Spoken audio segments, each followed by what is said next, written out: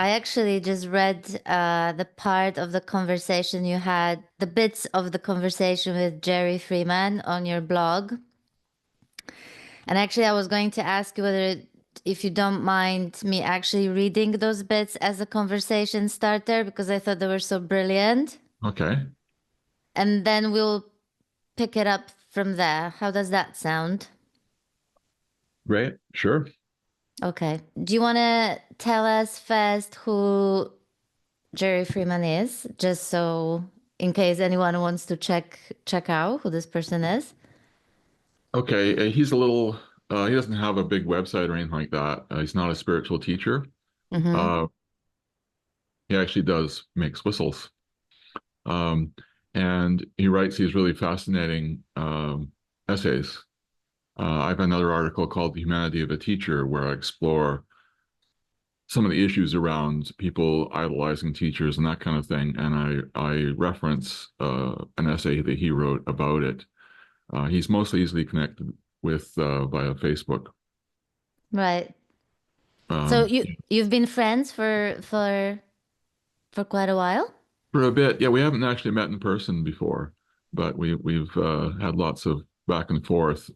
He ran into my blog, and he also has done an interview on Buddha at the gas pump. That Okay. one goes back a little further. Um, and he's quite interesting because he's someone who's been awake for quite a long time, and so he Yeah. had to kind of really explore this himself. There wasn't a lot of support available in those days, and get really, really clear on some of these things. Yeah, I'm really grateful that you posted those bits because I mean, honestly, it's not a lot, so I'm going to read it, but it's so juicy and wonderful to read. So basically, Jerry said, I've been Brahman realized, abiding 24/7, 365 since early 1977. That's what, almost 48 years. That's a long time, but there are lots of Brahman realized people, and we need to get used to the fact that it has become common and is not a big deal. And David says, agreed, it was pretty rare for a long time, but has become such a more common in recent years. Many long-term meditators started to wake up. Due to the long preparation, many naturally progressed through the stages into Brahman. And then Jerry says, we are taught that all you have to do is realize the self with capital S, realize Brahman, and everything will automatically be perfect. More than half a century of experience, wow, involving by now large numbers of advanced practitioners, has demonstrated that this is not the case. In that time, we have learned that true, mature awakening requires attention to our emotional, psychological, human parts, and not just the mere passive observation of whatever awakened consciousness may have been emerging. It is necessary to address and metabolize the leftover impressions and tendencies, which for many people will be in the form of stored traumas, if the awakening is to be fully lived and embodied. I have worked with psychotherapists over several years and found that work to be powerfully productive. In the context of a long established Brahman realization, I found psychotherapy can be a profound advanced practice. I expect this will also be true for trauma informed coaching and the other modalities you are bringing into your work. David says, thanks, Jerry. Agreed. I was surprised to realize I was still carrying unresolved trauma in there, and it had been shadowing the experience and interfering with fuller embodiment. I can recognize it in others now, too. I found somatic therapy surprisingly effective and have been training in it. The study has considerably enhanced my understanding of the human experience. It's beneficial for embodiment, but I think I was also pushed this way because a big part of rising consciousness in the current time is that it's pushing trauma to the surface to be resolved. But many don't have the tools to process it, resulting in acting out in various crazinesses. If we can help people with this, we can support this process. And then David also wrote, agreed. I was surprised to realize, it was Jerry. I'm kind of confused whether that's Jerry or you. But anyway, someone said, agreed. I was surprised to realize I was still carrying unresolved trauma in there. Exactly, me too. This is key, and it is something the entire spiritual awakening slash meditation slash non-duality culture needs to understand and embrace. Thankfully, it is happening more and more, which is heartening to witness. I mean, this is so brilliant because I obviously must be biased because I couldn't agree more. And it just makes complete sense to me. So I was just wondering, David, we ended up talking about, your whole journey to Brahman, and then we sort of started talking about the body work, the trauma, the somatic aspect of your journey. So I was wondering whether we can pick up here, and how did this area even emerge as a thing for you post Brahman? Right. Well, one of the things I observed towards the end of our last conversation, I was talking about the immersion in pure divinity that was taking place in Mm-hmm. a later part of the Brahman or para-Brahman process, it's called sometimes. And in there, essentially, this it's like liquid white light pouring into the body and immersing it in divinity. And there were certain areas of the body where it wasn't able to go, primarily for me in the gut. And so I knew there was some more stuff to be healed, Mm-hmm. but I didn't think, I just thought it was more of they have this analogy they use in India of the sleeping elephants. And the kind of idea is that there's these old stresses in our system. And when we meditate, we can kind of sneak through the sleeping elephants and get to the transcendent and get to pure being and, samadhi, however you want to describe it. But sometimes when we go through, we accidentally wake up one of the elephants, and then they start moving around and wake up other elephants, and they kind of move around and kick up a whole lot of dust and so on like that. So we have some purification takes place. Yeah. Mm-hmm. But there can be this sense that we finish at certain points in our journey because that process mostly stops. There's kind of little stuff from the day we may pick up during the day that we process off when we meditate or something like that. But we can get to the point where the elephants that were there are pretty much gone. But it turns out there's these other elephants that are kind of sitting off in the shadows, Mm-hmm. over to the side that we're not seeing. And they're intentionally so. As a coping strategy, typically when we're young, we have these strong experiences that we can't fully process. And so part of the experience is put aside, and we um, we kind of hide it. And that they have a thing, internal family systems, or IFS has a model where we have there's parts of ourselves that as if get orphaned or exiled, and there's other parts of ourselves that kind of keep them that way. And a classic example might be the angry teenager. Many of us go through a process when we're very young of finding that anger is unacceptable to our caregivers, and so we learn to suppress it rather than, we don't learn healthy ways of expressing it, and so we suppress it instead. Yeah. And then we get into our teen years where there can be a lot of frustration. We're wanting to, step out on our own and make our own decisions and all this stuff, but we still have to, be in class every day and study and do all these things that, we Which feel. is very annoying. Yeah.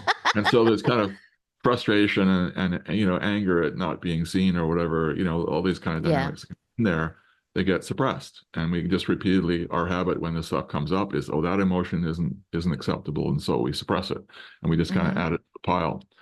And but it can be quite well hidden. I mean, it'll show itself in other kind of ways. Now that I've studied this stuff, I can see it the way it kind of leaks out sideways and stuff. But or in an energetic kind of way, there could be a bit of shadow in the physiology or that kind of thing.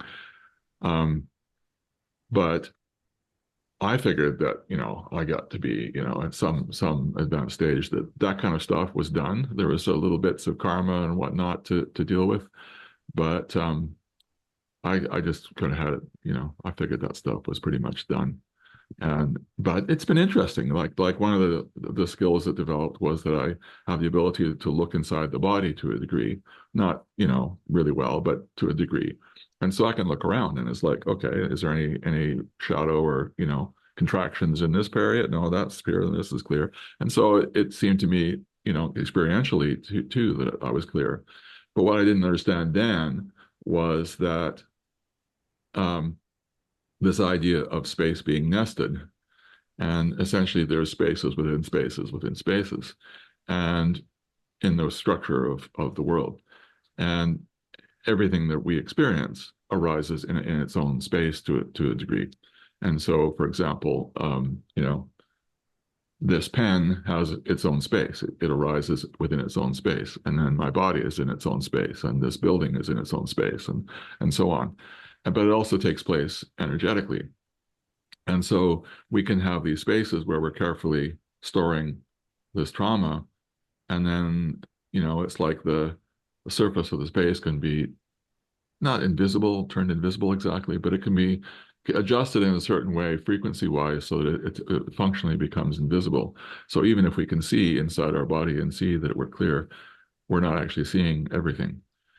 And it can be more obvious to somebody outside of us, but to the third party, because we're hiding it from ourselves, but it's not necessarily hidden from others. Anyways, so yeah, so here in my own process, I figured that stuff was pretty much done. It was kind of apparent there was some stuff in the gut that needed to be cleared yet. Some people have their. I talked earlier about the three centers: head, heart, gut, and clearing. Mm-hmm. My clearing of the gut was pretty mild, with the release of the core identity, and so it didn't take out as much in the process. Whereas some people have a much bigger release there, which can take out more in that process. I can completely relate to that because for me that bit, the gut bit, actually was like a bit of a colonic and of massive proportions that I really didn't expect because I already have been through, a dark night that really on and off lasted for quite a few years. And then in a very intense kind of, I call it the darkest night. And so there was so much stuff that came out to the surface. Yeah, But I didn't expect what was to come when that sense of like I call like the existential fear that that sort of dissolved with that I call it like the awakening of the gut or whatever according to that very simple frame of reference. And after that, boy oh boy, it was literally as though someone switched on the light and illuminated, all sorts of coping mechanisms, unconscious coping mechanisms that I was never aware of. Like right. I wouldn't even look at it, not because I didn't want to look at it and I was consciously choosing not to look at it. I didn't look at it because this was my normal. I had no idea that this was going on. So it was like it was never ending process of illuminating one thing after another. It was incredible. It was intense, but I'm very grateful that it happened. Yeah, one of the things that had happened for me was that I had processed most of what was surfacing at the time, and because I had become more and more part of the collective, then I started processing collective stuff. They talk about the laundromat, and that, and for me, it seemed to be I'd finished most of the personal stuff. There was still the karma that was going to unfold or whatever, and the schedule, so to speak, for this life. But the collective, it was more working on the collective stuff. But then there was a kind of a series of shifts. Um, the pandemic came along, and then during that time I wrote my PhD dissertation on the stages of enlightenment that we talked about in the last interview. Congrats. And oh, thank you. And then in the um, yeah, as we're kind of winding down the pandemic, I unexpectedly got diagnosed with cancer right out of the blue. No expectation there. Had no symptoms, that kind of thing. And essentially, it's a piece of karma coming up to be processed. And but what started to become aware, I became more over time. But essentially, I'd taken my body, I just basically ignored. It had been very reliable and healthy, and I hadn't had to deal with it particularly.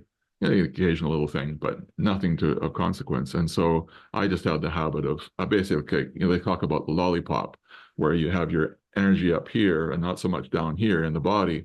And so um, the I'm not wasn't actually occupying my body as much as I thought I was, which is part of the embodiment process. So it becomes more important further along too. And and so I had to actually shift into a greater focus on self-care. Treatment started pretty quickly after I got diagnosed because they figured it was pretty aggressive, and it was close to spreading, and once it spreads, it's much harder to deal with. So they wanted to get at it right away. So essentially, I got put on strong drugs, and my my lifestyle that emphasized being rested and clear, got thrown out the window. And, Wow. and so there was this whole little process. I just had to basically go through the motions and then I spent some time spent about a year in treatment. I realized later a brief bit of trauma from from being diagnosed, because it was like right out of the blue and I had no context for it, and no, I'm not aware of any family history there either. It was prostate cancer, which is the most common type for men. It's somewhat similar in frequency as breast cancer for women. And so I'm lucky in that sense. It was well understood, a well understood cancer. There was several treatment options that were readily available, and there was support uh, for it and stuff. It was a little bit handicapped because of the pandemic, so the in-person support groups were shut down and so on. But there was an initial kind of thing. But then I kind of pretty quickly, it became clear that this was simply an experience that I needed to go through. And so fighting it, there was no point in fighting it or getting into a drama about it. Just relax into it and do what I can for quality of life. And I shifted my priority. I wasn't as good at writing anymore without the clarity. I wasn't sleeping really well. That was basically the because of the medications, Yeah. and threw my hormones all over the place. And there's a so there was certainly an adaptation, but it was just really interesting, this shift into a focus on self-care. And I had to drop a bunch of volunteer work and things that I was doing in the writing, and focused on self-care. And then after treatment, then it was a recovery period, and now last year in 24 was focused on restoring my health after recovery, losing some Mm-hmm. of the weight I put on, um, restoring fitness and that kind of thing. So a shift, there was some external circumstances shifting me towards taking better care of the body mind, and then in that process also um, the somatic stuff started showing up, and that wasn't something I was thinking about at all. But it's like I'm taking a class, and in the class, right out of the blue, this one class, they take us through a somatic process. Nothing to do with the class. It's just they take us through the somatic process. And I stepped into some deep childhood trauma that I had no idea was in there. So it was like, whoa, what's this? And, and this is just in a short little exercise. And then one of my clients, I do some spiritual coaching, and one of my clients teaches this stuff. And so he talked about it. Mm-hmm. And there were several other prods like that. And so I ended up deciding to take one of the classes to support the coaching, because they have a trauma-informed coaching class at this Australian school. Yeah, and it's online, but it's they're based in Melbourne, Mm-hmm. um, and to support the coaching work. And then I ended up taking more because this was fascinating work. Basically, my thought was, I'll do this for myself to help understand this better, and so I can write about it and in my blog Mm-hmm. Mm-hmm. and support myself. And but that's not what nature wanted. Last year I found myself studying somatic therapy, and it's called embodied processing at the school, and taking level 2 of the program, taking another program that talks about removing obstacles to fulfilling desires, and which was no, that was another really interesting one. There was an optional module in this other class on the Akashic records, and it's something I knew about, but it Mm-hmm. had no particular interest in. It was just kind of a topic I'd heard about a few times, and so I did this optional module, and they go through the little exercise to introduce you to the records, and it's like a homecoming that I've been there for multiple lifetimes, and I'm finally back again, kind of thing. It's like what? so so this whole thing has been unfolding. Like one of the things the teacher talked about was the technique they use for reading the records, essentially using versions of muscle testing or pendulum to ask yes and no questions of the Mm-hmm. guides. Mm-hmm. Mm-hmm. But that wasn't going to work for me because I had direct access to the records, and I could read them directly. But it was too much information. To read the record was like to get this whole download of all the content of the Mm-hmm. experience, and the emotions, and the visuals, and sensory stuff and all that stuff. And to try and get the actual information out of that was too much information. So it took me a little time to figure out how to actually work with this stuff. And that's another thing I need to practice and get to know how to use properly. And Mm-hmm. um, but it's just been quite wild. I've written a couple of What articles. a ride. Oh my God. Yeah. So it's like here I am, this guy who quietly, blogging away and doing inner spiritual exploration, and it's like now I'm becoming a somatic healer, and reading Akashic records, and it's like, what the heck? Where's my life going? What is going I on? mean, Yeah. I certainly have had um, shifts where I followed the lead. Like I ended up in grad school through following a process that I was being nudged towards, and I've learned to follow the hints. When you stop trying to control your life in the same kind of way, and you step more into what I call the flow of the way life or nature is working, then you get guided sometimes into different things. And when you follow those Big leads, time. Big yeah, time. yeah. And when you follow those leads, the results Yeah. can be really quite amazing. But, Yeah. it's sometimes they take you in places completely unexpected because like grad school wasn't part of my plan, but it was a not a big surprise. It was something I was very interested in for a long time. Um, and but somatic therapy was not something that was on the radar. Akashic records were not something that was on the radar. Mm-hmm. And understanding, just sort of looking at what the role of it is, and why why is this showing up now? Yeah, but the somatic therapy has been really profound. I've been doing a bunch to get certified. We had to do a bunch of practice sessions with other students, and so we're going back and forth in that. And I was really surprised where some of it went.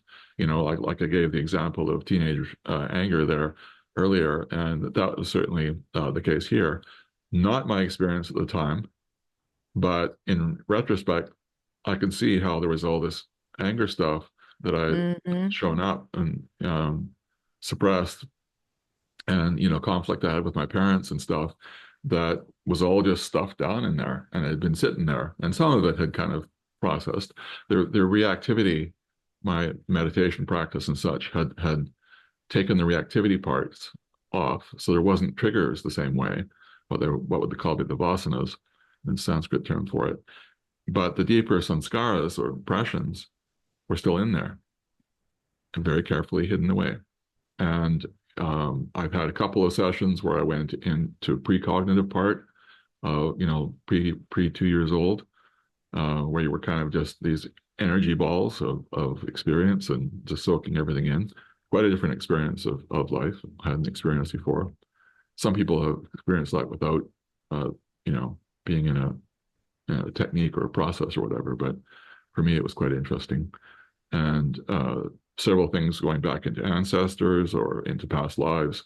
Um, one more recently that tied together several threads that I'd been learning about elsewhere, and it took me into a parallel life, which I'd heard about in the text, but thought was just some unusual thing. But it turns out our soul can be living multiple parallel lifetimes.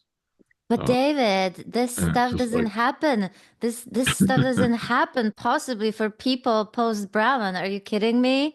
What are you oh talking yeah, about? I some of this stuff is going for me is happening somewhat backwards, anyways.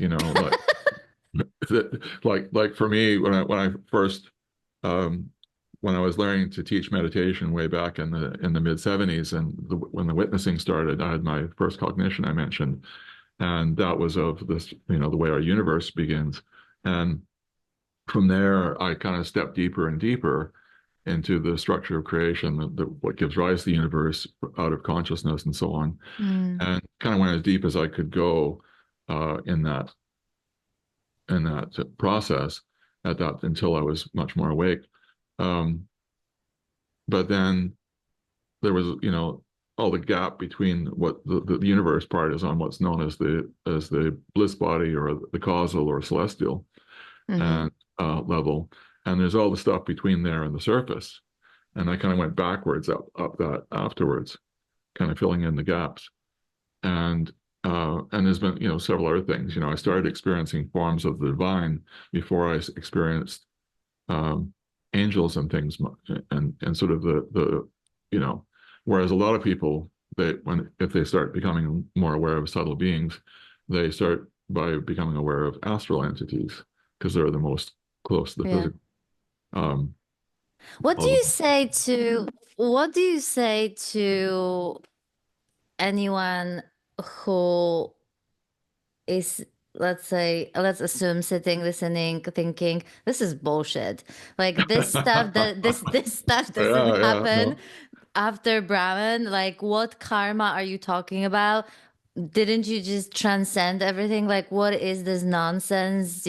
Beings, angels, whatever. So now Okay. that you have had that experience, I would love to hear Well, how one of would the you things, respond to someone who says that? yeah, one of the things that's important to understand is that when people talk about unity stage and Brahman stage, like I talked about in the first interview, they're talking about the shift from being in one perspective of reality to another perspective of reality. It's kind of like shifting from being a preteen to a teen. There's kind of a bit of a shift in our perception of Mm-hmm. we are and our role in society and so on. And the shifts in consciousness and such are similar. That they change our sense of reality and our sense of self. But that's just the first step. And one of the things I noticed is each time I made one of those step shifts, it was like going back into kindergarten. Had to kind of relearn how to be in the world and what was real and what was not. And there's a whole process of adapting and integrating the shift and then clearing whatever comes up in that process. And then there's a process where we move towards embodiment. And in my book, I touch on that a little bit in the back, but it's become much more prominent. And it really, for me now, and it really depends on your process. Like some people have a slower process, but they're more deeply embodied all the way along. And Mm-hmm. other people kind of like I had a conversation with Suzanne Marie, for example, a spiritual teacher, and she shifted into a much more embodied orientation during her unity process. Whereas me being kind of up here, not very somatic, um, I went through all this process spiritually, and now I'm coming back into the body. And so in that process, there's kind of like coming back and finding out what it still is here that it hasn't been cleared. There's a process of bringing that divinity into the form. And, it's a progressive thing where you wake up to consciousness in consciousness, and then you kind of bring that forward through all the layers. And the further you get down, so to speak, the denser the layers are. So sometimes the longer it takes to do that. Um, Divinity itself is more overt in my experience with embodiment, because it actually just flows right into the form, into the Yeah. expression, and and then it progressively works down through the layers. But it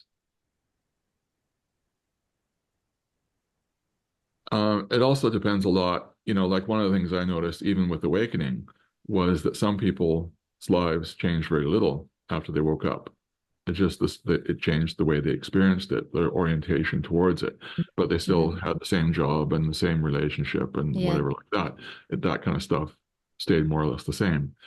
But if we're less in alignment, like say, for example, we've been in a karmic episode working out a bunch of stuff for a decade, and then we wake up, and along with that karma being complete, our life can change quite distinctly and come much more in line with what we're supposed to be doing. Like I used to work in tech, and I was very good at it, but it turns out it was more of a karmic thing. And when that karma wound down, that fell away. Then the awakening happened, and then I started writing, which was totally not what I thought I was any good at.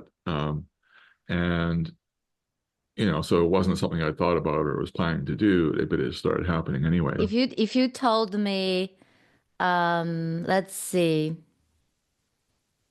even in like, I don't know, 15 years ago, it doesn't matter, long time ago, because I'm not very good at time frames and timelines and everything. But long time ago, when I was an academic, I was pursuing academic career. I did my PhD. I started teaching and all of that. If you told me at the time that I would become an astrologer, that I would work with astrology, that I would go through all these awakenings, that I would write a book, which again, I'm still working on it, but like Yeah, hopefully it's it's a going to come job. out as, Yeah, yeah, and then, just have a channel and just talk about these things. I would literally laugh at your face and I would think that you just had either smoked something or you had like a really good sense of weird, or rather weird sense of humor, because I was just not, or I was very open to things.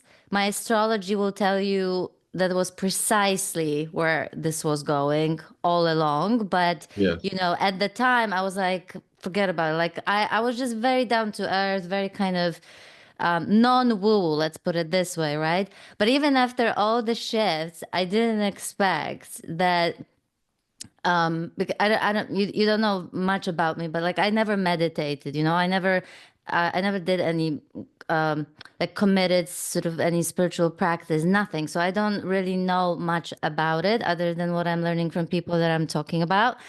So I said to you last time that I can't believe the similarities, because I I did mention just shortly that in our last conversation that I was suffering from injuries, and I was stretching a hip, and I sort of burst into tears. There was just this like overwhelming sadness that came over me, and I was like, "Wow, there's something to this."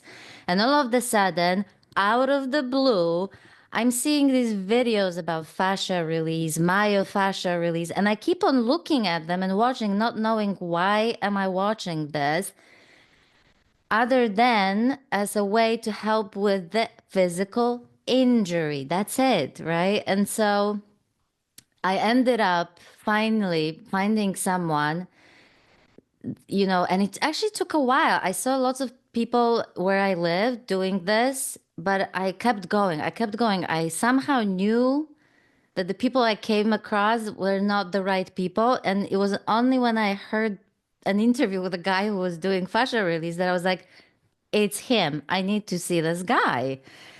And so I went to see him, and David, neither I nor he expected what was going to happen, because I basically laid down on this table, like a massage table or Yeah. treatment table or whatever.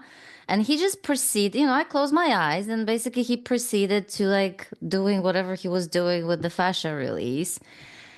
And basically, all of a sudden, my body started on its own doing all sorts of movements.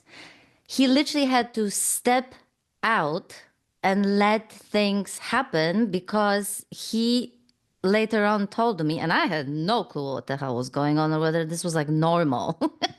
He's like, so this went on for an hour and a half. When we were finished, he said to me, "Oh my God, I've only witnessed something like this during ayahuasca ceremonies. This has never happened during the treatment. People who have the fascial release, they will have some kind of emotional release during the session." But he said, "You were doing mudras and your body was going into mudras." And I'm like, I didn't even know what mudras were. He had to explain to me what it was. So he was showing me what my hands were moving in a particular way. There was a sequence. He said there were movements that were like qigong movements types, moving energy. He said there was palpable energy in the room to the point that he had to step out and let it do the work, like as though he was only there to sort of like he was an assistant rather than the rather than the main main person in this whole situation. But I think what was weird is that I could literally feel my as my hands were moving, it felt like I was moving energy and light, and everything had a sequence, which afterwards, if you asked me to show you or repeat what was done, I just couldn't. I had no, Yeah. I It wasn't you just doing it. couldn't. Yeah. Yeah. It Yeah. wasn't No, me doing it. And it I've didn't had feel experiences with and you that. know what? And it didn't even feel like, and this has been happening now during every single session, there's something else and there's something different happening that the body does. But to me, imagine again, going back to this academic old me, like when I come all this way and be like, what is going on? And I think what surprised me also that it really didn't feel, it felt very matter of fact. It didn't feel like I was on any high or any kind of Yeah. expanded state of consciousness or anything like that. So the next thing, after I think 2 days, the first two sessions, I was checking something on his website because something to do with our next appointment. And I didn't even know that he was doing a course. And I just found myself signing up for it. Like there was literally no thinking involved. I just knew I had to do it. So when you Mhm. said to me that you signed up to this like somatic course and everything, I'm like, what is going on here? There's like just too many similarities. So I literally don't even know why I'm doing this other than it seems that life wants me to give it a go? Yeah. Yeah, no, it's pretty wild. I mean, I number of times I've been sort of like I look, I read an article on the different broadly the different kinds of subtle beings, and it's like I wouldn't have been caught dead writing an article like that not so long beforehand. But it's just like it's called to be expressed, and some people Yeah. find it really valuable because they experience this stuff and one of the issues people can run into is that if they first start experiencing astral beings, sometimes they present themselves because it's kind of like their appearance is somewhat pliable, shall we say, and so they can present themselves as being an angelic being, whatever our expectations of that might be, and so it can be misleading, and so it's because astral beings don't necessarily, are sort of like humans, that they don't necessarily have your best interests in mind. Um, Yeah. you have to be a little more careful, somewhat similar to dealing with people in general. Um, and it's a very different quality to angelic type beings, who are working in the context of the divine and would never do anything to take away your free will or autonomy. Yeah. Um, it anyways, that's a whole other topic. But yeah, it's been an interesting adventure because there are certainly people who go through the awakening process and don't run into subtle beings. They don't have that kind of orientation. Mm-hmm.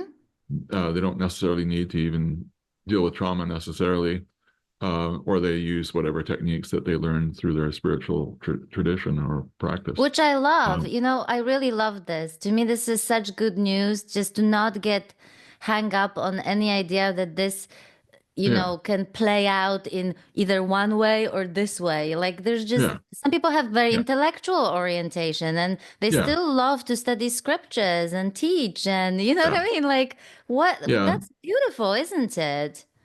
Yeah, as past lives is another one.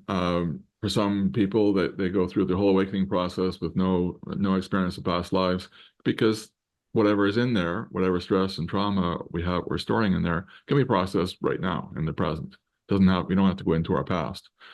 However, it can also be useful to understand its origins sometimes. Like for me, in my particular life situation, back in Mm-hmm. the 80s, I found myself working for the police. I was temperament-wise, I was somewhat of a fish out of water, black sheep or whatever you want to call it in that context.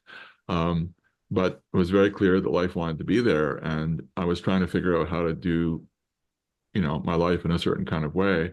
And, I was faced with really high stress people every day, the nature of working in that kind of work. And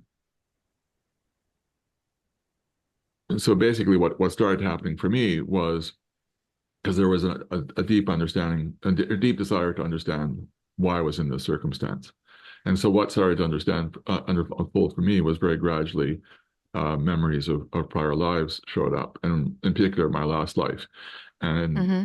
essentially, this period of time when I was working for the police was a direct reflection of a choice I made in a prior life that I had questioned. It was unresolved for me. I had made a decision, and but I doubted my decision, and so in this life I lived the flip side of the decision, and and when that was completed for me, then the need for that fell away, and that career ended, and I changed careers. Um, and so for me, understanding that past life and the context for my life made my life make more sense, and it was much easier to accept it, and it was also much easier to process it and complete that period. There's been a few ancestral threads in there that I found, a few couple of patterns in my life that I'm reading a little bit about my great grandfather and realizing that his father had had the same experience, and then I had the same experience. My father hadn't, because he didn't live long enough. He died younger. He Mm-hmm. didn't live long enough to reach that part of the pattern. But there was this pattern that had been passed down for several generations, and once I saw it, I was able to um, see the source of it and resolve it. Um, so my sons won't have to repeat that. Another thing that really fascinates me about this journey is, how on the one hand, this process of awakening can literally kind of detach you, so to speak, even farther from the physical body. And that was actually very much the case for me after my first awakening, where, I was stuff wanted to come up and I didn't know that I was doing that, but I was suppressing it. And Yes, and I was actually and that actually unfortunately lasted for many years simply yes, because I didn't have a clue about awakening process. I didn't have any frame of reference. I didn't have the David or Susanna or whoever to come and say, "Oh, that's what's going on. This is, you would benefit from doing this," or like, yeah, whatever. yeah, I had no idea. And it was really one of the most suffocating times of my life because on the one hand, I woken up to this like fundamental wholeness and seeing how the narratives create my experience and all of that. So I had this like really healthy distance to anything that was going on in my head. And, I lived in like equanimity for a very long time, like nearly 3 years. And then I plunged into suffering where I basically stayed on and off. That's what I'm saying. It was like the longest dark night that lasted for years. Mm. Because even though Yeah. I was fundamentally okay, I was still suffering and I was so split because I had no idea how this was even possible. And so I was becoming, because I was suppressing emotions, really disturbing thoughts, even though I knew that they were not really like fixed and solid.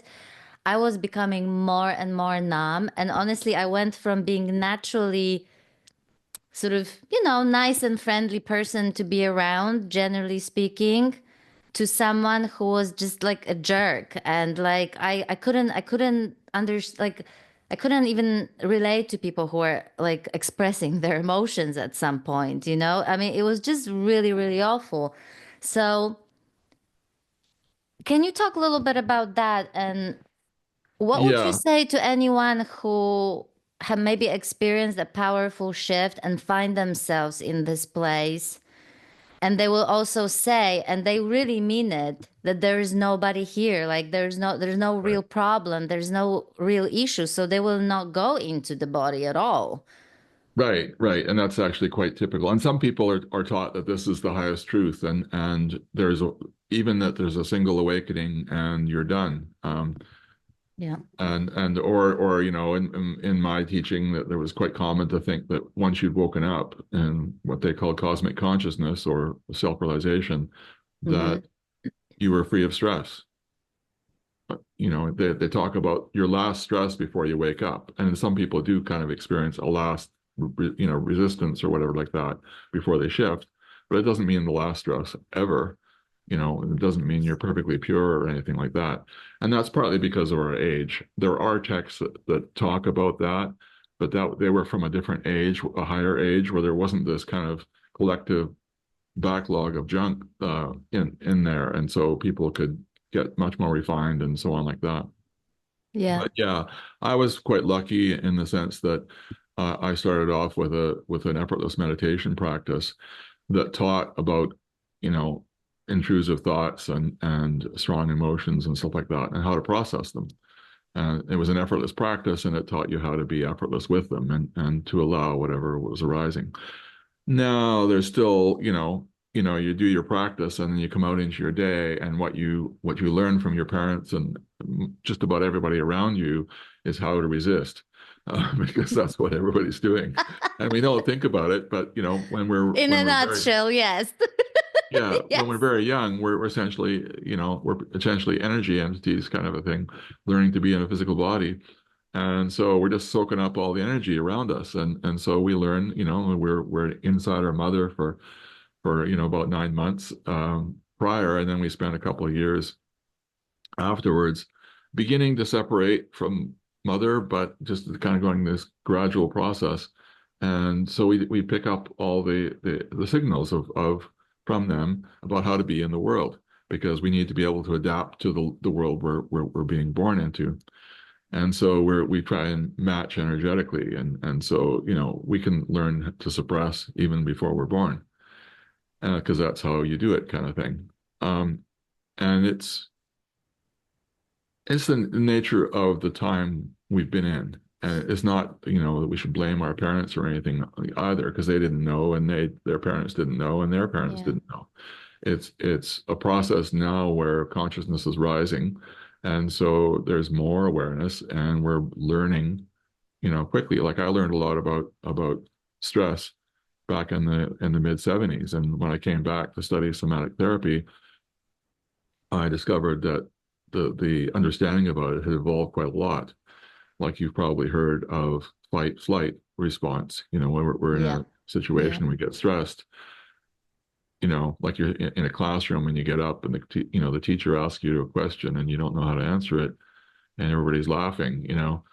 Our response is to lash out or to run away. Mm-hmm. But Mm-hmm. generally we can't do that, and we don't. It would be make it worse.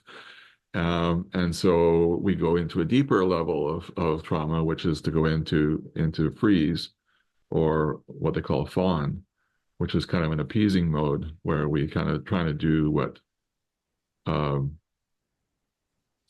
we kind of go into a bit of a victim mode and try just to be the people pleaser and to be the nice guy Yeah. and basically keep the peace by being as unobtrusive as or present as possible. Hmm. Uh, and so in that and that's those are deeper degrees, and many people learn to be in, go get through their school year by being the nice guy or nice girl, or the appeaser in the fawning kind of mode, or they just shut down, or they act out all the time, or whatever. They're kind of Yeah. just they run in essentially different trauma modes. But none of those approaches resolve the trauma.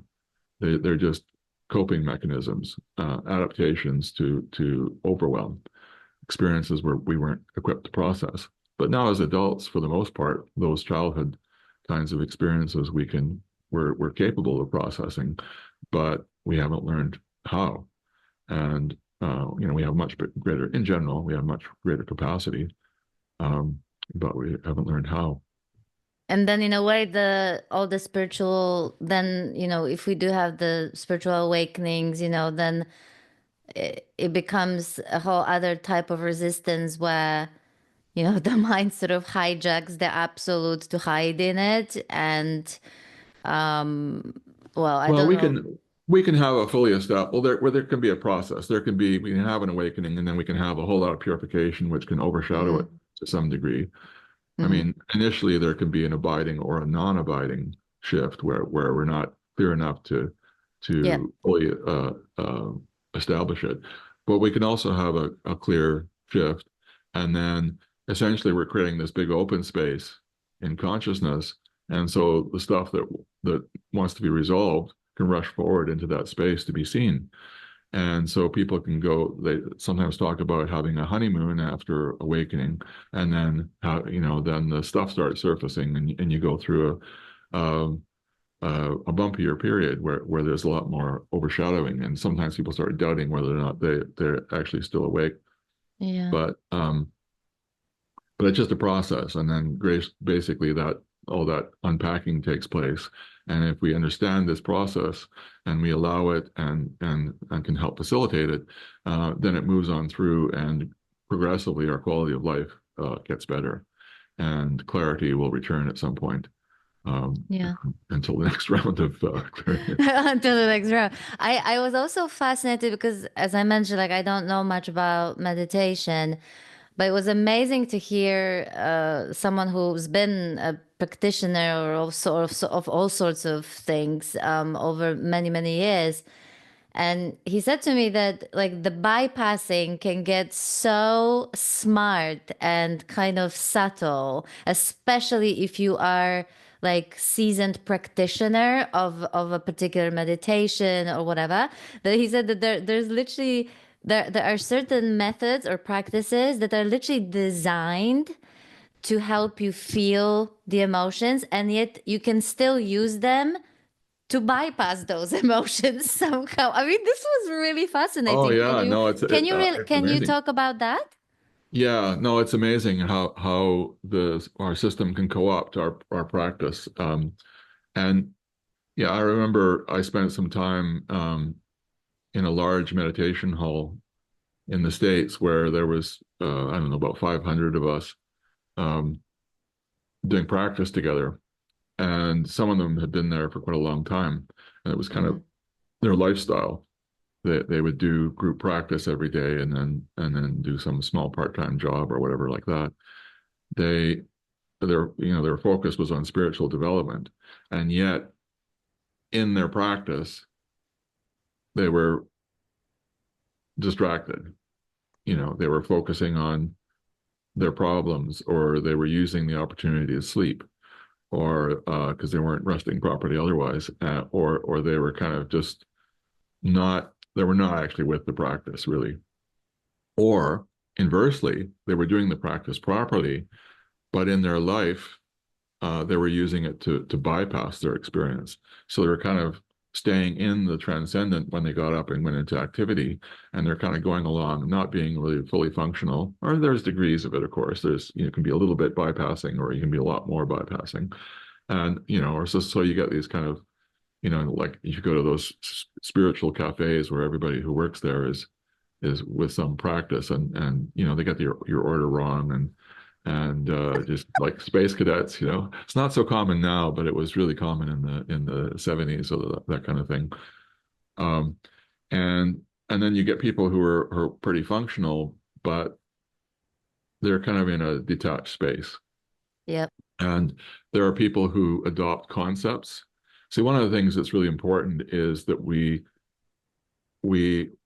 we're in some degree of acceptance of what is real for us right now, what is real in our experience, you know, and because what a lot of people do is they use concepts to avoid, you know, that they dwell in the mind, but not in the body. They're not in the physical body. They're kind of in the mind, and then they structure the mind in certain ways, so that their approach is managing their experience.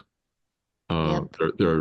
It's in a form of mind likes to control, so it feels safe and comfortable, and so they're kind of control the experience to be a certain way, and so they have like, oh, I'm being a spiritual person right now, and or I'm detached. These things are unimportant, and so if any emotional stuff comes up, it's just right back down again because Yep. beyond that, um, and so that stuff isn't being processed.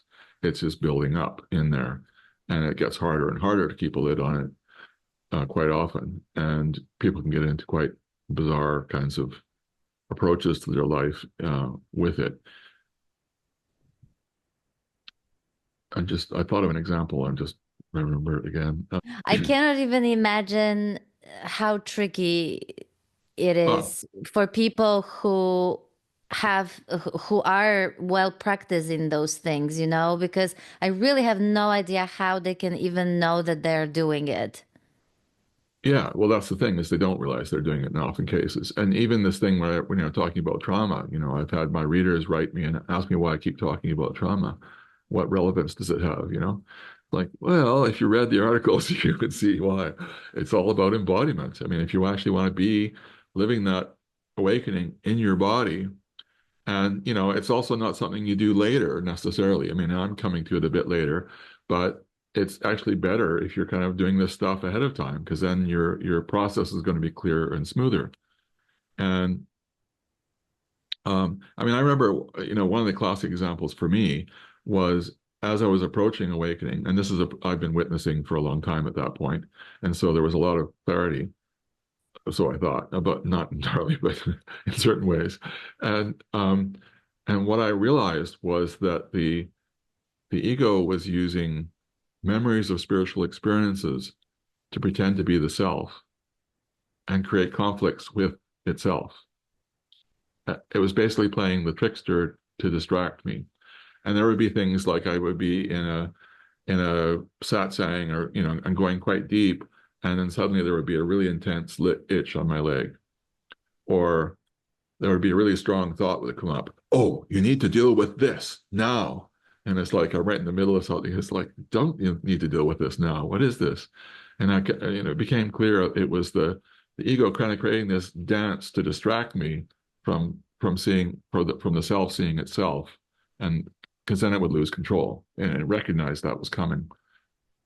And I tried to figure out a way around it, but of course, figuring it out is all a mind thing.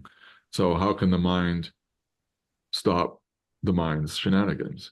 You know, because the ego is basically doing the work through the mind. It's the ego is a kind of the egoic thing is an intellect.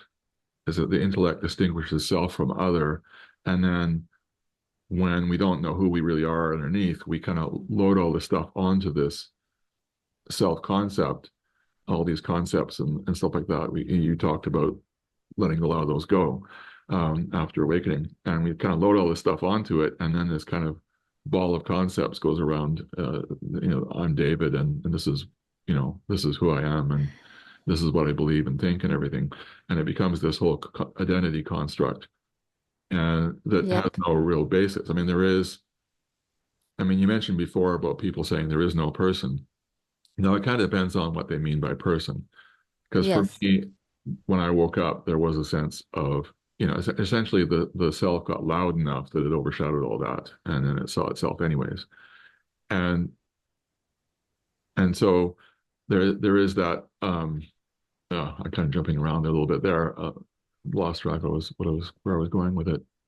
Um, So there is that seeing through of the concepts. And then after we wake up, then there's a whole lot of unpacking because life experiences bring up these concepts we have in there but now they're more conscious. And so we see this thing and it's like some belief we developed when we were 5 years old. And it's like, I believe this about this. Wow. And once we see through we let it go because it's become conscious. And so Yeah. we kind of go through this process of shedding these concepts post awakening. That's the head part. I described it as like this little bomb going off in there, and there was all these shrapnel of concepts that were cleared over time. Yeah, and there's like you hear about these stages of awakening, and and understandably, like it's not a criticism or anything that so many of them focus on a sort of the transcendental bits, like what experiences what's going on, and all the new ones, blah blah blah, and how all the different shifts differ, and that's wonderful. But like in my experience, like the equally important stages of this process was the dark night, was meeting my Yes. shadow, was seeing the narcissist in me, was seeing, all sorts of really qualities that basically I used to despise in people, that turned out that I've had those very same qualities in myself, only they just Which is showed why up you in despise very them. different Yeah. ways, right? Which is Yeah. exactly why I despise them, right?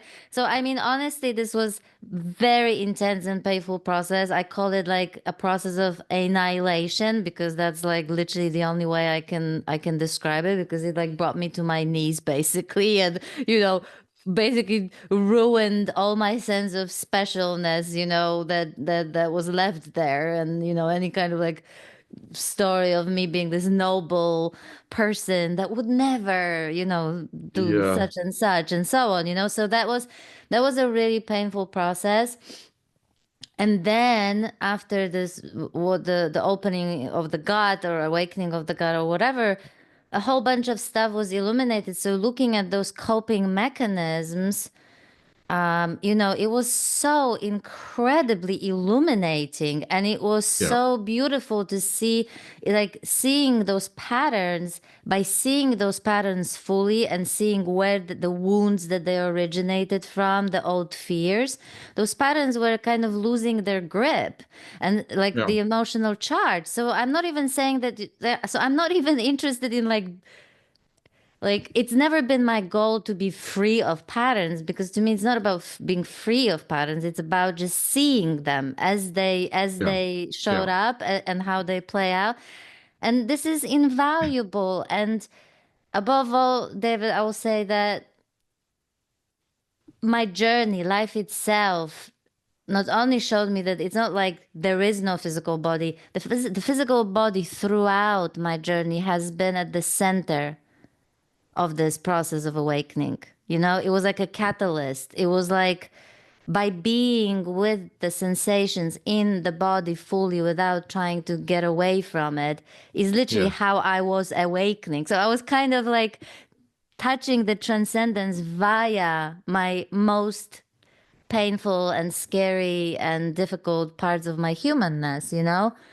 Yeah. I was very fortunate in that I had a long spiritual practice and witnessing for a long time. And so essentially a lot of that unpacking took place over a longer period of time.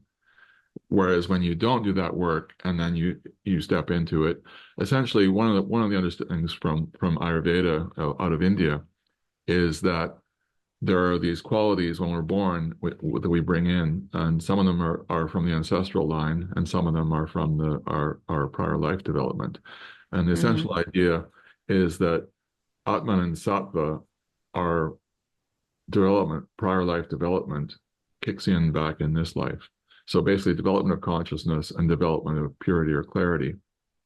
Uh, we kind of can go through some karmic stuff, and then at some point in our life, they kick in, and so the prior life development shows up. And so, in your case, you weren't doing spiritual practices, but an awakening process started anyways, because you had, Yes.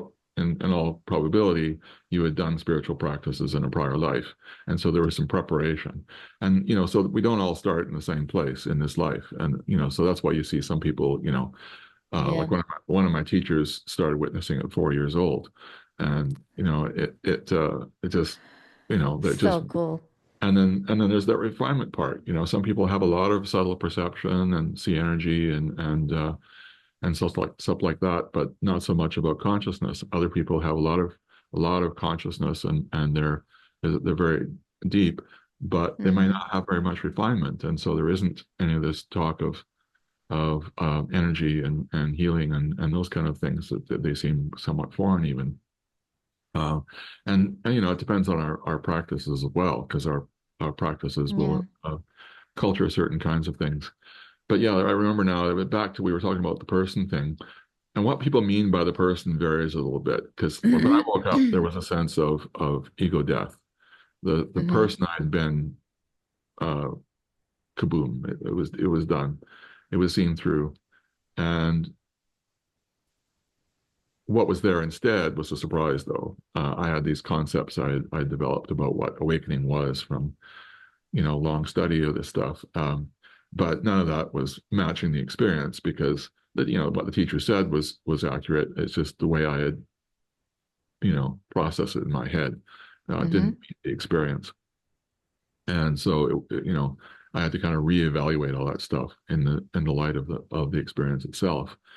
So the way I look at it now is, at first it's like it was gone. There wasn't the person there. But then I realized the person was still there. It's just it was no longer the center. It was still there as a function, because we still need to be able to tell, this is my foot and that's the floor. We're cutting Yeah. vegetables. This is my finger and that's the vegetable. We need to be able to have a sense of self to function in the world. And Yeah. we still have preferences. We still have desires. Uh, Shutting down your desires is not a great idea, because that's just another uh, place of suppression. Now that kind of points to something that's really important to understand. A lot of the teaching in India shifted to a renunciate orientation. So the historical cycles, and especially when we were going through a darker age, essentially you had to step out of the world to make any real spiritual progress. That's no longer the case, but a lot of that aesthetic um, influence is still there in a lot of teachings, and people can quote various texts and say the truth is blah blah blah, and you have to deny your person and get rid of desires and all this kind of thing. Those are renunciate teachings. Most of us, the survival of the species depends on us being householders, being in relationship, and having families, and so on like that. Most of us are householders by far the majority, and Mm-hmm. so renunciation can be a part of the process at certain stages, but as a practice in your day-to-day life, it's not a good idea. We live in our emotions, we live in our thoughts, we live in our body, Yeah. and we can try and pull ourselves out of that and ignore our emotions. Like if we have uh, for us, if our emotional emotions are a blank space, that doesn't mean we're detached from them. That means they're suppressed. Exactly. And Yeah. what I've found, and many people have agreed with that, is when they've woken up and processed a little bit, the emotions have become more and bigger, because they're liberated too. So Totally. so we're not just, when anger comes up, we can actually allow it, experience it, express it, and release. It's done. Yeah. We're not, we learn not to suppress it anymore. We learn to go through the process, and it brings a major richness to life.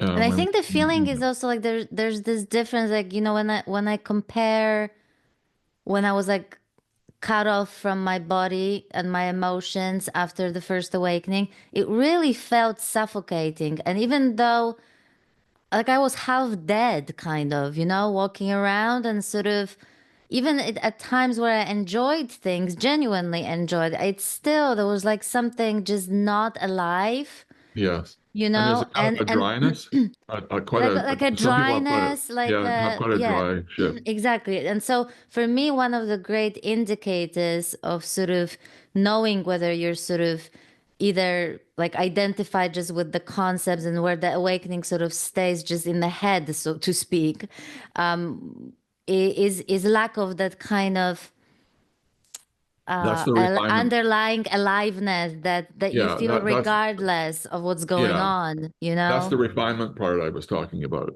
And that some practices, like people who use purely an inquiry type practice to awaken, that Mm-hmm. really helps with the experience and the recognition of consciousness, but it Mm. doesn't help the refinement. It doesn't culture refinement. And so that can lead to a drier shift. Whereas there's other kinds of practices that uh, for example, an effortless mantra meditation, that culture the the layers between consciousness and the surface, and so and purify them during the process of transcending. And so there's greater refinement developed. Now it depends on where we're starting, our starting point as to how much that comes out. But awakening isn't just about awakening in consciousness. It's the whole thing. And and through those stages I talked about, if there isn't the refinement process going on, and the refinement also there's a it triggers a subtle chemical known as soma, and um, it's a the process is, well, essentially at a deep level, there is this essentially ocean of milk, is the way it's described in the old text. It's an ocean of a white fluid, which is kind of like this raw soma, but in that form, it's not in a way that it can be used. And so the human physiology is designed so that when we transcend this little drop of, we kind of dip in, we kind of go through that ocean on the way in, if we're going deep enough. And then this little bit of soma is taken in, and there's this kind of process in subtle glands in the back, inside the head, where it kind of goes down through, and it comes out of the back of the throat. We can sometimes have a sweet taste, particularly when we're meditating, in the mouth, and then it's swallowed, goes into the digestion where it's distributed around into the body. And the soma helps with the refinement and clarity. So subtle perception, awareness of subtle beings, and all that kind of thing that I touched on earlier, and the richer side of it, like someone who's going through a more consciousness-based process, like through inquiry, is more likely to have a drier shift, but also one that's uh, without that refinement. So they'll describe the experience of no self and emptiness. Now, Mm-hmm. sometimes that's because of the tradition they're in, that's the language they use. Whereas if there's refinement, they're more likely to describe that awakening process as a fullness and uh, a, a richness. There's a richness to it because that space of consciousness isn't experienced as empty, it's experienced as a lively fullness. And so Yeah. the process is much richer. And, when I was speaking in the last interview about those stages, we can go with an inquiry process, we can go through a process of awakening, unity, and Brahman stages, but that's as far as we'll go. It takes refinement to go any further. And whereas if there's refinement going on, there's going to be the God consciousness or Yeah. refined self-realization, refined unity, refined Brahman, and then para-Brahman, which are all through the refinement process because they're much more subtle in certain ways. Um, and there's all the richness of the layers between the consciousness itself and the surface that can unfold. And how that unfolds, I mean, there's so much in there. How that unfolds really varies according to our orientation. Mm-hmm. I've got an orientation towards the deeper levels more. Someone who's an energy healer, for example, will pay more attention to energy and some of the middle layers and develop more in that arena and so forth. Everybody will have their natural orientation and so on, or not be particularly interested in that at all. Um, and so it's not necessary that we have one thing that includes everything. But you can have an approach that, this is the part that'll support me spiritually, and here's the part Yeah. that'll support me bodily, and here's this other part that'll support me emotionally, and we kind of explore what's out there and find what's most resonant for us. David, thank you so much. I have no idea how we even managed to cover a subject that is so vast. You know, Oh yeah, I really hope that this was helpful and that at least we managed somehow to convey that you know, people deal with all sorts of things at different yeah, stages, and that includes Brahman and the refinement post Brahman, and I think it's really good to be aware of that because I think there are enough people who feel already like some sort of spiritual failures or inadequate or for sorts of reason because they have a certain ideal in mind like so many of us do and it can get kind of confusing and misleading, unnecessary. So I hope that we made yes, those at least some of those bits a bit more clear. We kind of humanized the whole thing, which is obviously my favorite thing to do, and I hope that maybe we encourage some of you to explore a more body-oriented work or trauma-informed work and modalities. And I'm really looking forward to seeing, where life is going to take you and how you're going to find yourself in using those modalities and what that's going to also reveal still for you. yes. It's been quite a remarkable process. I had no expectation this is the way my life was going to go. So I'm curious to see how it actually shows up because there's sort of more. It's kind of it's still expanding. So I'm not sure where this is going yet. It'll be an interesting Brilliant. adventure. Yeah. Brilliant. And please, I know that Jerry doesn't know me, but if you ever talk to him, please say hello from me because just based on the bit that I read on your blog, I really like the guy so much.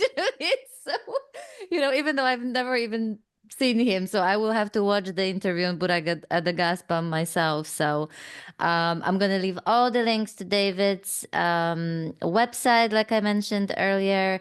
And I hope to see you soon. Take care. Bye.